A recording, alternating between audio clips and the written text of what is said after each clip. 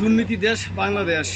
এটার প্রমাণ হচ্ছে আমাদের হাতে আছে দুটি পণ্য সিগারেট, একই প্রোডাক্ট, কিন্তু দেখেন বর্তমান দেশের পরিস্থিতি কীরকম।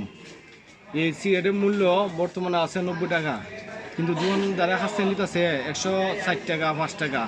তাইলে 90 টাকা কেনার পরে 90 টাকা মূল্য দেওয়া একজন কাস্টমার আসার পর যদি বলে এটা 90 টাকা, তাইলে এই কাস্টমারে কীভাবে বুঝ দিবে একটা দোকানদারে?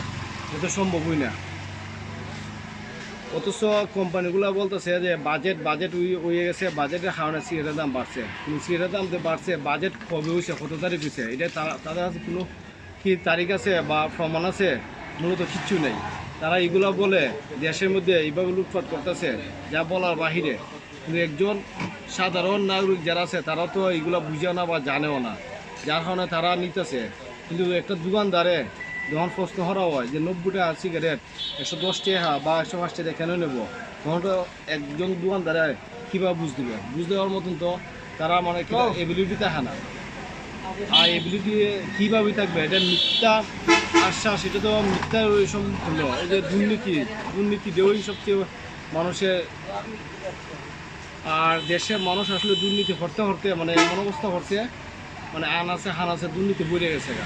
আমাদের দাবি একটাই, এই দুর্নীতিমুক্ত বাংলাদেশ করার দাবি। আর ব্যবসায়ীকে সিন্ডিকেট ভাঙা দরকার। আর আরও অনেক কিছু আছে, আসলে বললে অনেক কিছু মানে বলা লাগে, যা মানে বলে শেষ করা যাবে না। আমরা আস্তে আস্তে যেটুকু পারি এতটুকু আমরা এগুলা দেখাবো। আর প্রশাসনের কাছে আমাদের জোরভাবে দাবি করব যে এইগুলার পদক্ষেপ নেওয়ার জন্য এবং এইগুলার সিন্ডিকেট ভাঙার জন্য এবং সাধারণ মানুষের সুযোগ সুবিধা করার জন্য। কারণ এই যে সিগারেটের একটা মূল্য যদি বাজেট করে থাকে, ঠিক আছে, বাজেটের ভিতরে থাকবে, মূল্যের অতিরিক্ত টাকাটা কেন নেবে? প্রশ্ন হলে এটা কেন নেবে? আর এই টাকাটা এই যে দোকানদারগুলো দেয়, তারা তো না দেয়া পারেও না। তারা যদি বলে যে এই টাকাটা কেন, তারা বলে এটা বাজেটটা কোন জাত হয়েছে, মানে এটা আমরা জানতে চাই, আর কিচ্ছু না। যেটুকু দেখবেন, মানে এটা দেখবেন অবশ্যই সবাই আছে যারা সিগারেট খান, তারা দেখবেন স্টার মূল্য আছে আপনার 140 টাকা, আর পাইলট আছে আপনার 90 টাকা, কিন্তু পাইকারিভাবে 160 টাকা ধরা হয়। এই অতিরিক্ত মানে টাকাটা ধরা হয়। আর এটা হলো 140 টাকা না,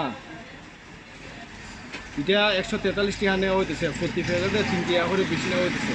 প্রতি প্যাকেটে যদি 3 টাকা করে বেশি নেয়, তে কত হাজার কোটি টাকা প্রতিদিন তারা নিতেছে। একটু ভেবে চিন্তা করে দেখেন আপনারা।